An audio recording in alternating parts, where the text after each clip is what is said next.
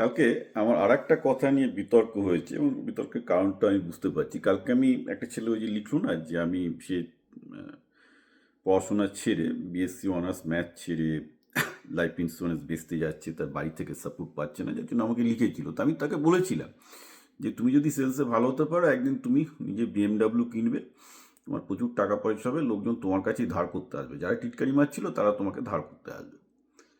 তাতে দেখলাম বেশ কয়েকজন বামপন্থী সুলভ লোকজন আর কি, মানে পশ্চিমবঙ্গের তিন টাইপের লোক আছে, একটা হচ্ছে আধা বামপন্থী, কোয়ার্টার বামপন্থী, পৌনে বামপন্থী, নয় ফুল বামপন্থী। ওকে, এই হচ্ছে পশ্চিমবঙ্গের স্পেকট্রাম। সেটা তো সিপিএমকে ভোট দেয় না, কিন্তু মনে পড়ে বামপন্থী আর কি। বলছে না না, আপনি এসব কি বলছেন, সেলসে কি অত মাইনে আছে? বড়জোর 15, 20, 30 হাজার টাকা সব সেলসে মাইনে পায়। এখন আমি বারবার করে বলছি, পশ্চিমবঙ্গের লোকেদের সমস্যাটা কি, এখানে তো শিল্প টিল্প সব উঠে গেছে, ইন্ডাস্ট্রি ফিন্ডাস্ট্রি বহুদিন আগে সিপিএম আসার পরপরই প্রায় মোটামুটি 90s মধ্যে, মানে 77-এ পশ্চিমবঙ্গ ছিল নাম্বার 3 গোটা ইন্ডিয়াতে ইন্ডাস্ট্রিয়ালাইজেশনে। হ্যাঁ, তারপর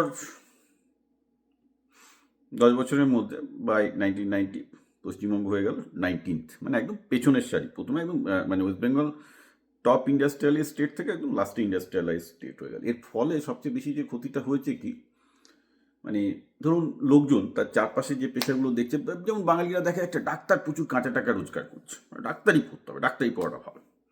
সরকারি অফিসার প্রচুর টাকা ঘুষ খেয়ে ভালো রোজগার করছে, তো ভালো। আইএস আইপিএস প্রচুর পাওয়ার আছে, ভালো, ঠিক আছে। কিন্তু তারা সেলস দেখেনি যারা প্রচুর টাকা রোজগার করে। ইনফ্যাক্ট যদি আমেরিকায়, এটা সমস্যা না, আমি যেখানে বসে আছি আমার আশেপাশে সব জায়গাতে, ইনফ্যাক্ট সবচেয়ে বড় বড় বাড়ি হওয়া মানে আমি জানবো যে তাদের সাথে সেলসের যোগ আছে বা তারা সিএক্সও লেভেলের লোক। ওকে, ধরুন আমি আসবো কি ব্যাপারটা, সেলসের লোকজন কেন প্রচুর টাকা রোজগার করে বা করে, সেই ব্যাপারটা নিয়ে আমি ডিটেলস আসবো। তার আগে দুটো কথা বলে নিয়ে।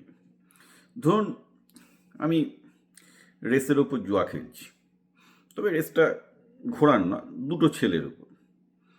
এর মধ্যে একটা ছেলে হায়ার সেকেন্ডারি পাস করে সেলসের জবে ঢুকছে, ছেলেটা আমি জানি বুদ্ধিমান, সেলসে খুব ভালো করবে।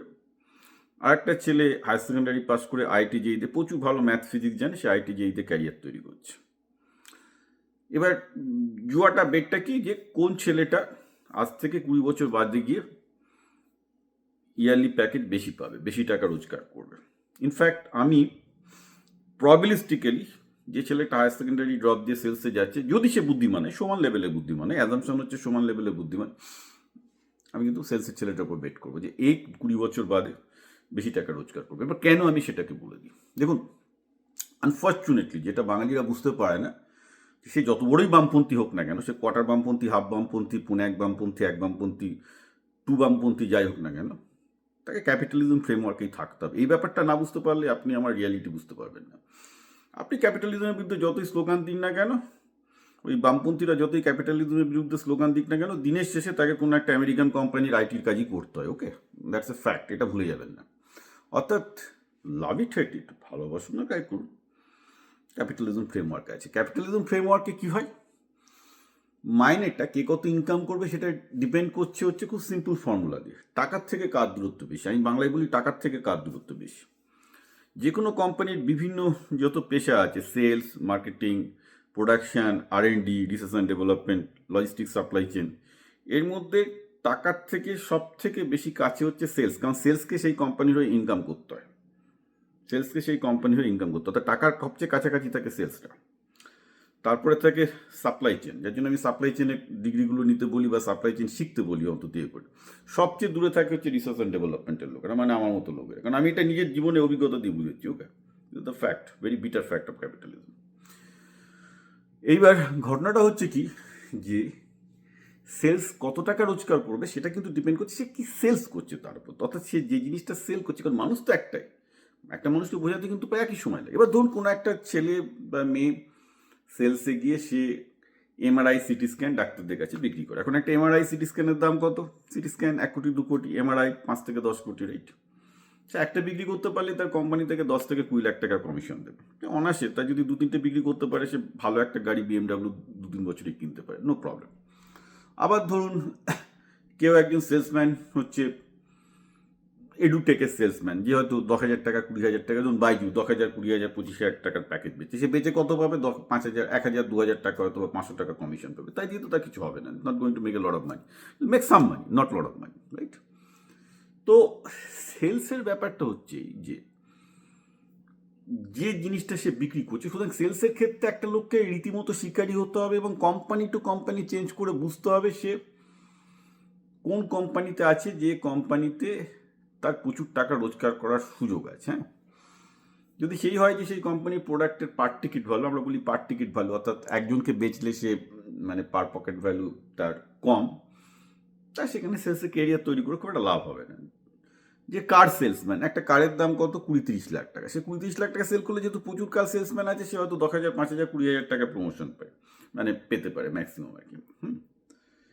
বাড়ি যারা বিক্রি করে তারা তার থেকে বেশি পায়, কিন্তু বাড়ি বিক্রি করা খুব টাফ ব্যাপার, কারণ যারা রিয়েল এস্টেট এজেন্ট তাদের অত টাকাও ইনকাম হয় না, 2-3%, হয়তো বছরে 1-2 জন, মানে যারা খুব ভালো রিয়েল এস্টেট সেলসম্যান তারাই ভালো ইনকাম করতে পারে। এখানে যারা ভালো রিয়েল এস্টেট সেলসম্যান তারা আবার প্রচুর টাকা রোজগার করে, খারাপটা পারে না।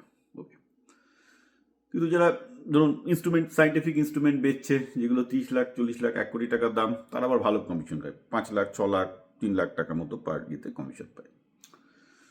মুশকিল হচ্ছে কি, এই যে জিনিসটা আমি বললাম এটা বাঙালি দেখতে অভ্যস্ত নয়, কারণ তাদের আশেপাশে সেরকম সেলসের লোকজন নেই। তাদের আশেপাশে সেলসের লোকজন কি খুব কম টাকায় মারওয়াড়িদের সমস্ত প্রোডাক্ট বেচে বেড়ায়, ডিস্ট্রিবিউটারের প্রোডাক্ট বেচে বেড়ায়, সেগুলো খুব কম দামে, খুব একটা বেশি দামের নয়।